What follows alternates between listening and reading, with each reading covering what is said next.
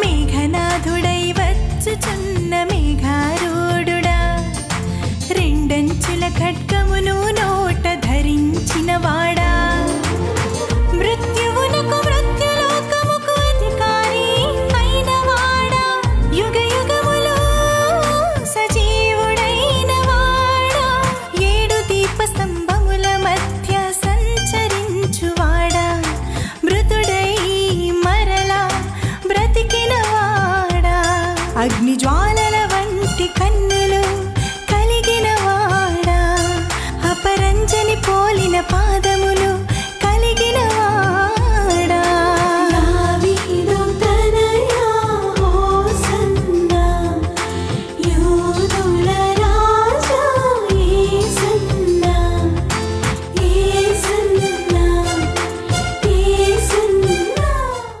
యేసు నామములో మీకు శుభములు సమృద్ధిగా కలుగునుగాక. మధురం నీ వాక్యం అనే కార్యక్రమానికి స్వాగతం.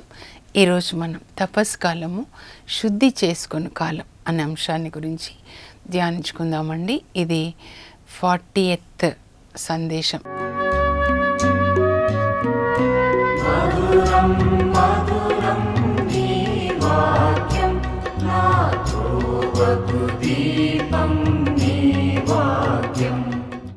ఇంకా 40 అంశాలు అయిపోయినాయండి. రేపటి నుంచి యేసుతో పరిశుద్ధ వారం మనం ధ్యానించుకుందాము. ఈరోజు శుద్ధి చేసుకొని కాలం కదా, దేంతో మనం శుద్ధి చేసుకోవాలి? యేసు రక్తం అండి. యేసు ప్రభు సిలువలో మన కొరకు మరణించారు. ఎందుకోసం మరణించారంటే ఆయన సిలువ మరణము పాప పరిహార బలి అయ్యాను. యెషయా 53:10. యెషయా 53 అధ్యాయాన్ని మనం ఎక్కువసేపు ధ్యానించుకోవాలి. యేసు ప్రభు ఈ లోకంలో జన్మించింది మన కొరకు సిలువలో మరణించాలని. అప్పుడు ఆ సిలువ మరణం ద్వారా మన పాపములకు ఆయన పరిహారం చెల్లిస్తున్నారన్నమాట. నూతన నిబంధన హెబ్రీ పత్రిక 8వ అధ్యాయంలో 10 నుంచి 12 వచనాలండి.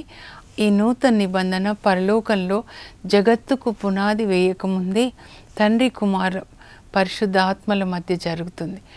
ఆ నిబంధన ప్రకారము తండ్రి దేవుడు మనందరి పాపాలు యేసు ప్రభువు మీద వేయాలని అక్కడ ఒప్పందం జరిగిందనమాట.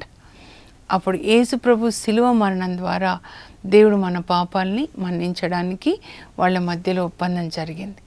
అప్పుడు తండ్రి దేవుడు యేసు ప్రభువుతో అంటారనమాట, ఇదో నీవు సిలువలో మరణిస్తే అందరి పాపాలు నీ మీద మోపుతాను, సరేనా అంటే సరే అంటారనమాట. అప్పుడు ఆ నిబంధన జరిగినప్పుడు రక్తంతో జరుగుతుందండి నిబంధన. అబ్రహాం దగ్గర నుంచి మనం చూసినట్లయితే పాత నిబంధన సినాయి పర్వతం దగ్గర కూడా 24వ అధ్యాయం నిర్గమకాండం చూస్తే అక్కడ మోషే కోడెల రక్తము అదంతా ఎద్దుల రక్తం తీసుకొని సగం బలిపీఠం మీద చిలకరిస్తాడు, సగం ప్రజల మీద చిలకరించి ఇది యావే మీతో చేసుకున్న నిబంధనకి సంబంధించిన నిబంధన రక్తం అంటే. అప్పుడు వాళ్ళు ఏమంటారంటే యావే మాకు ఇప్పటివరకు ఏం చెప్పారో అవన్నీ మేము పాటిస్తాం. 19వ అధ్యాయం నుంచి 24 వరకు అన్నమాట. చాలా చెప్తారు. 19లో 5లో ఏం చెప్తారంటే మీరు నా నిబంధన శ్రద్ధగా విని, అంటే చాలా శ్రద్ధగా నేను చెప్పిన మాటలు విని పాటిస్తే మీరే నా సొంత ప్రజలు, నా పవిత్ర ప్రజలు అని చెప్తారు. ఆ తర్వాత రెండో మాట ఏం చెప్తారంటే మీరు శుద్ధి చేసుకోనండి, 3 రోజుల్లో నేను మీతో మాట్లాడబోతున్నాను. అది కూడా 19వ అధ్యాయం. 20వ అధ్యాయంలో 10 ఆజ్ఞలు ఇస్తారనమాట. ఇవన్నీ కండిషన్స్. అప్పుడు వాళ్ళు అంటారు మేము పాటిస్తామని చెప్తారు. పాటిస్తామని చెప్పడానికి రక్తంతో ఒప్పందం జరుగుతుంది. ఇక్కడ మరి ఆ నూతన నిబంధనని యేసు ప్రభు కడరా భోజనం రోజున స్థాపిస్తారండి. మనం అది ధ్యానించుకుందాము. ఆ నూతన నిబంధనలో ఏమేమి ఆశీర్వాదాలు మనకున్నాయి, పరలోకము, ఆ తర్వాత యేసు ప్రభు సిలువ రక్తం ద్వారా, సిలువ మరణం ద్వారా మనకి పాప క్షమాపణ, ఆ తర్వాత పరిశుద్ధ ఆత్మ, నేను వెళ్ళి మీకు పరిశుద్ధ ఆత్మని పంపిస్తా అని చెప్తారు. యేసు ప్రభు కిందికి వచ్చేసారు నూతన నిబంధనలో. ఆయన శిలువ మరణం ద్వారా మనకి పాపక్షమాపణ. యేసు ప్రభు పునరుత్థానుడయ్యాడు, మనకి కూడా పునరుత్థానం. మన మరణాన్ని ఆయన జయించారు ఆయన పునరుత్థానం ద్వారా. ఆయన పరలోకానికి వెళ్ళి ఏం చేశారంటే తండ్రికి తన రక్తాన్ని ఇచ్చారండి. ఇచ్చి నాన్న ఈ రక్తం తీసుకొని మన ఇద్దరి మధ్య జరిగిన ఒప్పందం ప్రకారము ఎవరెవరు మనల్ని విశ్వసిస్తున్నారో యోహాను సువార్త 1:12లో ఆయన తన ప్రజలతో ఉండడానికి వచ్చారు, కానీ వాళ్ళు అంగీకరించలేదు ఆయనను. కానీ ఎందరూ ఆయనని అంగీకరించారో వాళ్ళందరూ కూడా దేవుని బిడ్డలయ్యే భాగ్యాన్ని యేసుప్రభు వాళ్ళకి ఇచ్చారు. యేసుప్రభుని ఎవరెవరు అంగీకరించారో క్రిస్తోస్గా, మెస్సయ్యగా, దేవుని కుమారుడు, దేవునిచే పంపబడిన అభిషిక్తునిగా, దేవుని గొర్రెపిల్లగా అంగీకరించిన వాళ్ళందరూ కూడా దేవుని బిడ్డలు అన్నమాట. అప్పుడు పరలోకానికి వెళ్ళి తండ్రికి తన రక్తం ఇచ్చి నాన్న ఈ రక్తం తీసుకొని అందరి పాపాలు మన్నించండి. ఈ లోకంలో నేను సువార్త బోధించాను, పరిశుద్ధాత్మ శక్తిచే దయ్యాల్ని వెళ్ళగొట్టాను, మరి రోగులని స్వస్థపరిచాను. ఇప్పుడు ఈ పని ఎవరు చేయాలి? శిష్యులు చేయాలి. వాళ్ళకి పరిశుద్ధ ఆత్మనివ్వండి నాన్న అంటే తండ్రి యేసుప్రభు రక్తాన్ని తీసుకొని అప్పుడు తండ్రి పరిశుద్ధాత్మని యేసుప్రభుకి ఇస్తారు. యేసుప్రభు ఆ పరిశుద్ధాత్మని వాళ్ళ మీద కుమ్మరిస్తారు. అందుకే పేతురు మాట్లాడుతూ చెప్తారనమాట. అపోస్తల కార్యాలు 2:33 చదివితే ఆయన ఏమంటారంటే, ఇదిగో మీరు యేసుప్రభుని జీవనకర్తని సిలువ వేశారు కదా, దేవుడు ఆయనను మెస్సయ్యగా పంపిస్తే, కానీ దేవుడు ఆయనని సమాధిలోంచి లేపారు. ఆయన లేచాడు, మేమే సాక్షులం. ఆయన పరలోకానికి వెళ్ళి ఇప్పుడు మీరు చూస్తున్న వింటున్న పరిశుద్ధాత్మని పంపించారు అని చెప్తారనమాట. కనుక రెండో వ్యక్తి వచ్చి సిలువలో మరణించి మన పాపాలకి వెళ్ళ చెల్లించి మన మరణాన్ని ఆయన జయించి మనకి పునరుత్థానాన్ని ఇచ్చి పరలోకానికి వెళ్ళి తండ్రికి రక్తాన్ని ఇచ్చి పరిశుద్ధాత్మని పంపించారు.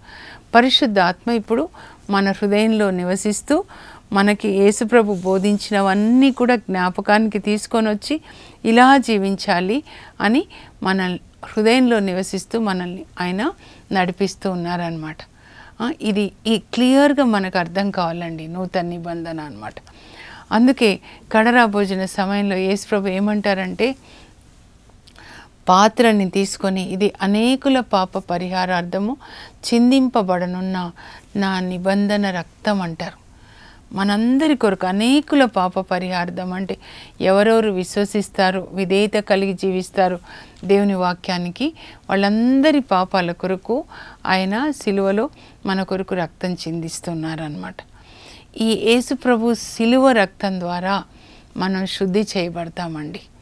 మన శరీరాన్ని చూడండి, నీళ్ళతో కడుక్కుంటాము ఫస్ట్, తర్వాత సబ్బుతో కడుక్కుంటాం కదా. మరి మన ఆత్మని దేంతో కడుక్కోవాలి, మన మనస్సుని దేంతో కడుక్కోవాలి? యేసు రక్తంతో, యేసు వాక్యంతో అండి. పరిశుద్ధ ఆత్మ అంటే మనల్ని పరిశుద్ధపరుస్తారు.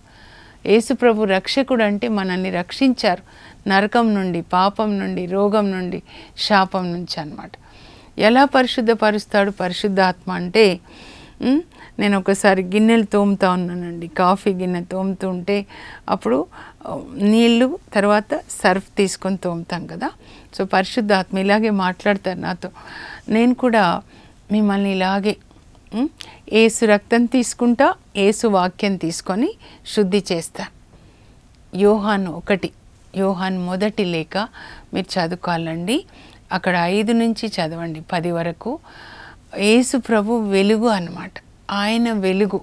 వెలుగు అంటే ఎఫెసీ 5:9 ఏముంటుందంటే, వెలుగు అంటే సమస్త విధములైన మంచితనం, తర్వాత నీతి, తర్వాత సత్యం, 3 అన్నమాట. యేసు ప్రభు మంచి, అన్ని విధాల మంచి చేశారు అందరికీ. అపోస్తల కార్యాలు 10:38. తర్వాత నీతిమంతుడు, దేవుని యొక్క చిత్తం చేశాడు, దేవుని ఆజ్ఞలు పాటించాడు. తర్వాత ఆయన సత్యవంతుడు, ఆయన సత్యమునకు సాక్ష్యం ఇవ్వడానికి వచ్చారనమాట. ఆయనలో ఏ చీకటి లేదు, ఆయన వెలుగు. అలాగే మనం కూడా ఆయనతో సహవాసాన్ని కలిగి ఉంటే, యేసు ప్రభుతో అంటే వాక్యంలో అన్నమాట మనం ఉంటే, అప్పుడు ఈ వెలుగు ప్రజలందరినీ కూడా యేసు రక్తం, ఆయన పుత్రుడగు యేసు రక్తము మనల్ని ప్రతి పాపం నుంచి కడిగేస్తుంది. అందరినీ కాదండి, వెలుగులో యేసు ప్రభువుతో సహవాసాన్ని కలిగి ఉన్నవాళ్ళు, అంటే ప్రేమ కలిగి ఉన్నవాళ్ళు అనమాట. 3 చెప్పాను కదా, అన్ని విధాలైన మంచితనము, తర్వాత నీతి అంటే అన్ని ఆజ్ఞలు పాటించడం, ఆ తర్వాత సత్యం అన్నమాట. ఆయన వెలుగునందున్నట్లే మనం కూడా వెలుగులో ఉన్నట్లయితే యేసు రక్తం మనల్ని ప్రతి పాపం నుంచి కడిగేస్తుందండి. ప్రతిరోజు మనం కడుక్కోవాలి. యేసు సిలువ దగ్గరికి వెళ్ళి, యేసయ్యా నా హృదయాన్ని కడగండి, హృదయంలో మలినం ఉంటుంది కదా, అసూయ, గర్వము, కోపము, త్రాగుబోతనము, గలతీ 5:19-21 వరకు చూస్తే మాత్సర్యము, క్షమించరాని గుణం, అపవిత్రత, జారత్వం, మన హృదయాన్ని కడుక్కోవాలి. తర్వాత మన మనస్సు అంటే ఆలోచనలు, థాట్ సెంటర్ కడుక్కోవాలి. తర్వాత మన శరీరం 3 అన్నమాట, ఆత్మ, ప్రాణము, శరీరం. లేదా అంటే 1 తెస్సలోనిక 5:23లో మనకు శాంతి నొసగు దేవుడు యేసుక్రీస్తు వచ్చునాటికి మన ప్రాణాత్మ శరీరములను సమస్త దుర్నీతి నుండి మనల్ని శుద్ధి చేయునుగాక అని ఉంటుంది. ప్రాణ, ఆత్మ, శరీరం. ప్రాణం అంటే మనస్సు అండి, ఆత్మ, శరీరం. 3 కూడా పరిశుద్ధాత్మ యేసు రక్తంతో, తర్వాత యేసు వాక్యంతో అన్నమాట. నీళ్ళు సబ్బు అని చెప్పానా, యేసు వాక్యాన్ని మలాకి ఏమంటారంటే మలాకి 3:2లో యేసు ప్రభు యొక్క వాక్యం, దేవుని వాక్యము చాకలి సబ్బు లాంటిదంట. మనం చూడండి, మురికిగా ఉంటే ఉతికి ఇంకా కొన్నిసార్లు సర్ఫ్లో నానబెడతాం, ఎంత నానితే మురికిపోతుంది కదా. అప్పుడు నాకు అనిపిస్తుంది, అబ్బా ఇదో ఈ మనస్సు, ఈ హృదయము దేవుని వాక్యంలో నానితే ఈ మురికి, ఈ కఠినత్వము, ఈ పాపం అంతా పోతుంది అని చెప్పి. యేసు రక్తంలో ఇవన్నీ పిశాచులు కాలిపోతాయండి. కనుకనే ప్రతిరోజు కడుక్కోవాలి 5 సార్లు కనీసం. మీకు ఎప్పుడెప్పుడు అనిపిస్తుందో, ప్రభా నీ రక్తంలో నన్ను కడగండి, తర్వాత నేను యేసు రక్తం క్రింద ఉన్నాను, సైతాన్ నన్ను ముట్టలేడు అని మనం ఎప్పుడు చెప్పుకుంటూ ఉండాలన్నమాట. తర్వాత యేసు రక్తము ఇంకా ఏం చేస్తుందంటే మనల్ని నీతిమంతులుగా చేస్తుందండి. రోమా 5:9లో రాయబడినట్లుగా అన్నమాట. తప్పిపోయిన కుమారుడు తండ్రి దగ్గరికి వస్తాడు కదండి. అప్పుడు తండ్రి ఏం చేస్తాడు, సేవకుల్ని పిలిచి, ఇదిగో ఈయన మురికి బట్టలన్నీ తీసేయండి, నా కొడుకు వచ్చాడు, రండి రండి రండి, విలువైన బట్టలు కట్టబెట్టండి, ఉంగరం పెట్టండి, చెప్పులు తొడగండి కాళ్ళకి, మరి కొవ్విన దూడలు కోసేసి గొప్ప విందు చేసుకుందాం అని చెప్తారు. అక్కడ కొడుక్కి నీతి వస్త్రాల్ని కప్పాడనమాట. యేసు ప్రభు కూడా మన సిలువ చెంతకు వచ్చినప్పుడు లూకా 15 మన కొరకే చెప్పారు. ఆ పరలోక తండ్రి ఏం చేస్తాడంటే యేసు సిలువ చెంతకి మనల్ని తీసుకొస్తాడు. పరిశుద్ధ ఆత్మ దేవుడే కనువిప్పు కలుగజేస్తారు. పందుల పొట్టు తింటూ ఈ లోక సంబంధమైన పాపము, త్రాగుడు, అసూయలు, కక్షలు, ఇదంతా నేను ఇక్కడ కాదు ఉండేదని పరిశుద్ధ ఆత్మ మనల్ని యేసు సిలువ చెంతకు తీసుకొచ్చి కల్వరి దర్శనాన్ని చూపిస్తాడు. నీ కొరకు యేసు ప్రభు చూడు ఎలా సిలువలో వేలాడుతున్నాడు, నీ కొరకు ఎంత రక్తం చిందాడు చూడు అని ఆయన రక్తంలో కడుగుతాడనమాట. ఇదో నీ పాపాలన్నీ ఒప్పుకో తండ్రి, నేను నీకు ద్రోహంగా పాపం చేశాను అని ఒప్పుకోనేలాగా పరిశుద్ధ ఆత్మదేవుడే చేస్తారండి. మన పాపాలని ఒప్పిస్తారు, మన పాపాలని చూపిస్తారు, యేసు రక్తంలో కడుక్కునేలాగా చేసి అప్పుడు స్నానం చేసిన తర్వాత బిడ్డకి తల్లి ఏం చేస్తుంది, మంచి బట్టలు వేస్తారు, పౌడర్ వేసేస్తారు కదండి. యేసు ప్రభు మనకి మన సిలువ దగ్గర పరిశుద్ధ ఆత్మ మనకి వివాహ వస్త్రాన్ని, రక్షణ వస్త్రం, నీతి వస్త్రాన్ని ఇస్తాడు. ఆ రక్షణ వస్త్రంతో కల్వరి నుంచి మనం మేఘాల్లో యేసు ప్రభు వచ్చినప్పుడు వివాహ వస్త్రాన్ని కలిగి ఉంటాం. మత్తయి 22:11లో చెప్తారనమాట. ఆ రక్షణ వస్త్రం యెషయా 61:10లో ఆ నీతి వస్త్రాన్ని మనం ఇప్పుడు ధరించుకోవాలండి. అదే పరిశుద్ధ ఆత్మ వస్త్రం అన్నమాట. అప్పుడు ఎప్పుడైతే యేసు రక్తంలో కడగబడతామో మన మీద యేసు రక్త ముద్ర, వాక్యంతో కడగబడతామో వాక్య ముద్ర, మరి పరిశుద్ధ ఆత్మ ముద్ర. 1 యోహాను 5:6 వచనంలో యోహాన్ ఏమంటాడంటే మనకి 3 సాక్ష్యాలు ఉంటాయంట మనం దేవుడు బిడ్డలని. ఏంటంటే యేసు ప్రభు వాక్యం ఒక స్టాంప్ అన్నమాట, యేసు రక్తం పరిశుద్ధాత్మ ముద్ర అన్నమాట. ఈ 3 కూడా మనం దేవుని బిడ్డలని సాక్ష్యం ఇస్తాయి. అప్పటి నుంచి మనకి దేవదూతలు కాపుతలుగా ఉండి వాగ్దానాలన్నీ నెరవేరుతాయి అన్నమాట. అప్పుడు సైతాను పిశాచులు మనల్ని చూస్తే అమ్మో గవర్నమెంట్ ఆఫ్ హెవెన్, దేవుని బిడ్డలు అని రాయబడి ఉంది, మనం వాళ్ళని తాకితే దేవదూతలు మనల్ని ముక్కలు ముక్కలు చేస్తారు, యేసు ప్రభు తన పాదాల క్రింద చితకద్రొక్కేస్తాడు మనం తాకితే అని ఈ ముద్రలు ఉన్న వాళ్ళని సైతాను పిశాచులు తాకరండి. అలా అన్నమాట. అందువల్ల మనము యేసు రక్తంలో కడగబడాలి, యేసు వాక్యంలో కడగబడాలి. ఇంకా యోహాను 15:3లో కూడా యేసు ప్రభు వాక్యం బోధిస్తే ఏం చెప్తారంటే, కడరా భోజన సమయంలోనే 13 అధ్యాయం నుంచి 17 వరకు అండి, కడరా భోజన సమయంలో యోహాను సువార్తలో ఏం చెప్తారంటే, నేను మీతో చెప్పిన మాటల వల్ల మీరు శుద్ధులవుతారు. దేవుని యొక్క వాక్యము మనల్ని శుద్ధి చేస్తుందండి. అందుకే రోజు మనం చదవాలి, కళ్ళు శుద్ధి అయిపోతాయి, వినాలి, నోటితో పలకాలి, నాలుకలో ఇంత పాపం శుద్ధి అయిపోతుంది, హృదయంలో మనసులో అంత శుద్ధి అన్నమాట. ప్రతిరోజు చదవాలి. ఒక్కరోజు స్నానం చేసుకోకపోతే ఎంత వాసన అండి. మన ఆత్మ కూడా అట్లానే వాసన. అప్పుడు వాసన మురికి ఉన్నప్పుడు దోమలు కూర్చున్నట్టుగా మురికి ఆత్మ మీద పిశాచులు వచ్చి కూర్చుంటాయన్నమాట. అందుకే చాలా జాగ్రత్తగా మనం ఉండాలి. ఆ తర్వాత యేసు రక్తం మనకి జీవాన్ని ఇస్తుందండి. యేసు ప్రభు చెప్తారు యోహాను సువార్త 6వ అధ్యాయంలో మీరు చదివితే 48 నుంచి 53, 54 చదివితే ఆయన, ఎవరు నా శరీరంను భుజించి నా రక్తంను పానం చేయుదురో వారు మరణించినను జీవింతురు. అర్థం ఏంటండి? మరణించిననంటే ఈ శరీరం మట్టిలోకి వెళ్ళిపోతుంది, ఆత్మ పరలోకానికి వెళ్ళి దేవునితో ఉంటుంది.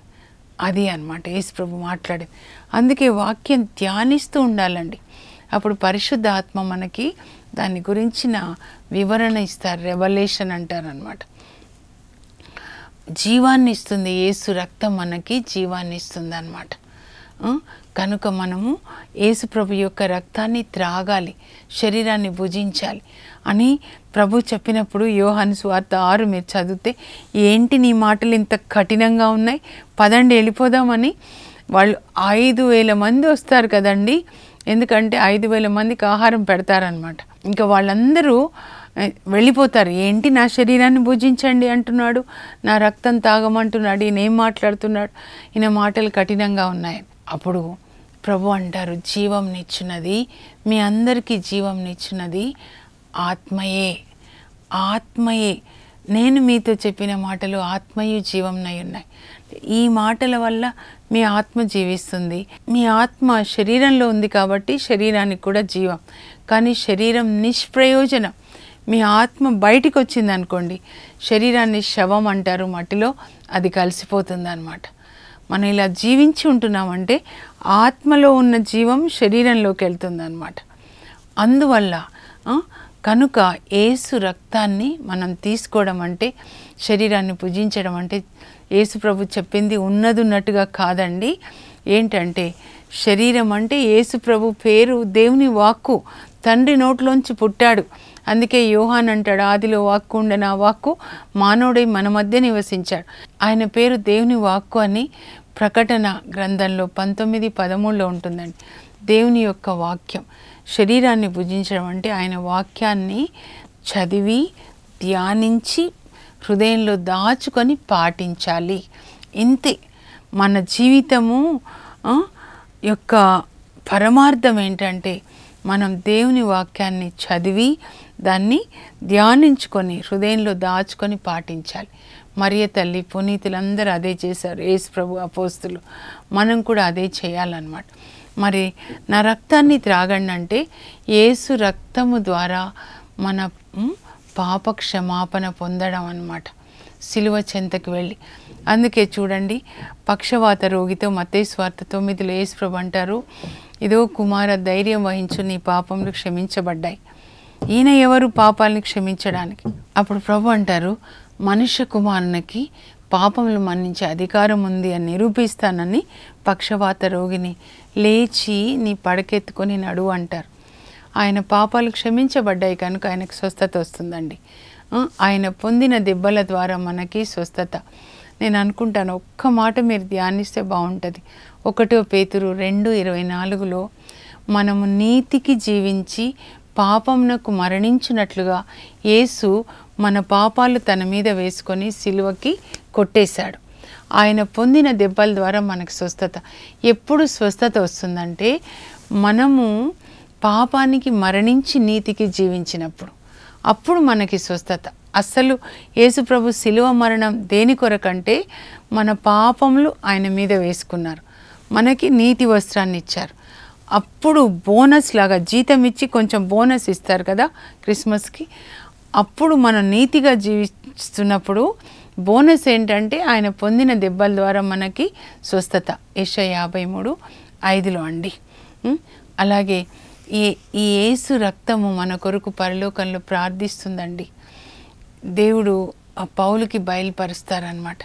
మీరు పౌలు లేఖలు అసలు చదివితే 14 లేఖలు ఈ యేసు ప్రభు ఈ లోకంలో ఏం చేశారని 4 సువార్తల్లో రాస్తారండి. ఆయన చేసిన బోధన, చేసిన అద్భుతాలు, సిలువ మరణం, పునరుత్థానం, గొప్ప ఆజ్ఞ ఇచ్చి పరలోకానికి వెళ్ళిపోతారు. కానీ ఈ సిలువ మరణం ద్వారా మనకేమి ఆశీర్వాదాలు, ఆ తర్వాత పునరుత్థానం ద్వారా ఏమి ఆశీర్వాదాలు, ఇవన్నీ కూడా దేవుడు పౌలుకి బయలుపరుస్తారనమాట. అందువల్ల ఆయన రాస్తాడు.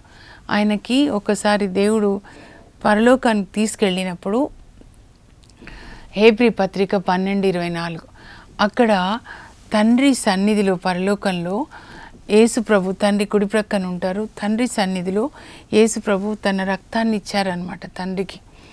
ఆ రక్తం ప్రార్థన చేస్తుందంట మన కొరకు. మనము ప్రార్థింపలేని స్థితిలో ఉన్నప్పుడు, అనారోగ్యంతో ఉన్నప్పుడు, పాపంలో పడిపోయినప్పుడు, ఒక పరిస్థితిలో మనం ప్రార్థన చేయలేమండి. నేను కూడా అలాంటి పరిస్థితి అనుభవించాను.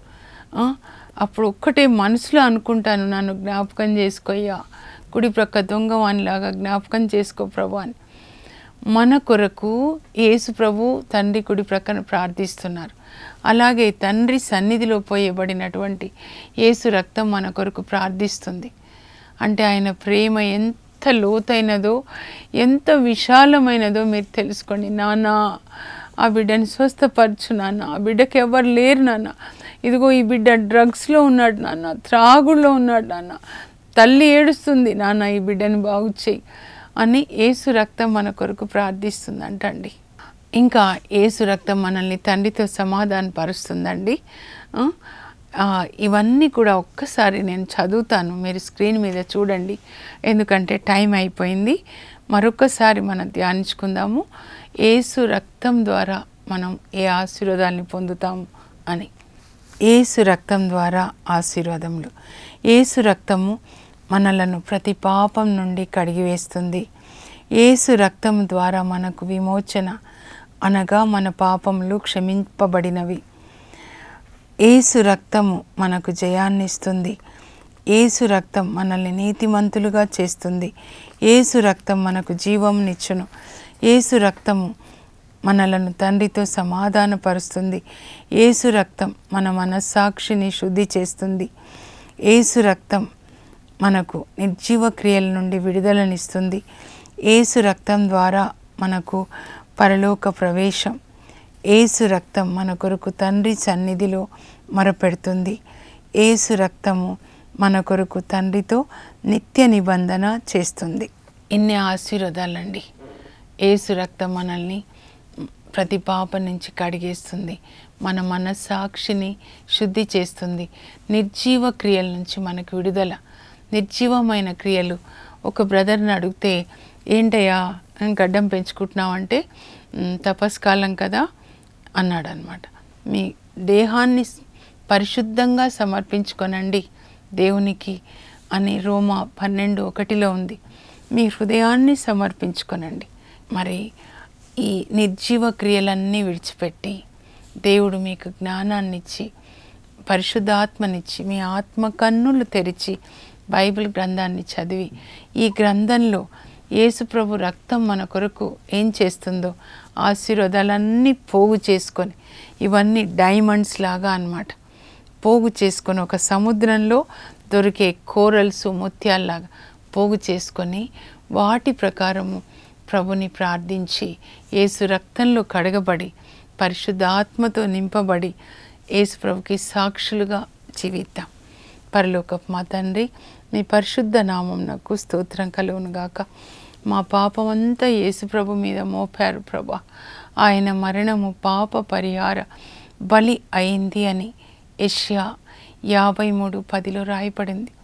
మా కొరకు రక్తం చిందిన యేసయ్యా, మీకు వందనాలు ప్రభా. మీ రక్తంలో మమ్మల్ని కడగండి. పరిశుద్ధ ఆత్మదేవ, మమ్మల్ని నీతి మార్గంలో నడిపించమని అడుగుతున్నాం. నీతి వస్త్రంతో మమ్మల్ని కప్పి యేసు ప్రభుకి సాక్షులుగా మమ్మల్ని చేయండి. ప్రతిరోజు బైబిల్ గ్రంథాన్ని చదువుకొని దేవుడు చెప్పినట్లుగా జీవించడానికి కావలసిన కృపని, పరిశుద్ధ ఆత్మని మాకు దయచేయమని పరలోక తండ్రి యేసు పరిశుద్ధ నామంలో అడుగుచున్నాం తండ్రి, ఆమేన్. దేవుడు మనందరికీ కూడా జ్ఞానాన్ని ఇచ్చి మన మనోనేత్రాలు తెరిచి పరిశుద్ధ గ్రంథంలో యేసు వెలుగును చూచినట్లుగా మనకి కృప దయచేదురుగాక. యేసు రక్తం మనందరినీ కూడా ప్రతి పాపం నుంచి కడిగివేయునుగాక. God bless you. Have a blessed day. For information, please contact us. Our address, Mrs. Jacinta Rani, 214 Pavani Estates, near St. Anthony's High School, Himayat Nagar, Street number 8, Hyderabad 29. మంచు జల్లు ఇది మహిమ జల్లు, మంచు జల్లు.